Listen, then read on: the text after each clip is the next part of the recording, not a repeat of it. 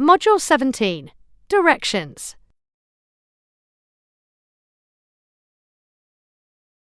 The microbit has a built-in compass that you might need to use to find out which way the microbit is facing. To use the compass, the function to calibrate it must be called. This function helps the microbit work out which way it is facing. This code makes the user calibrate the microbit. To do this, they have to tilt the microbit until all the LEDs have been lit up.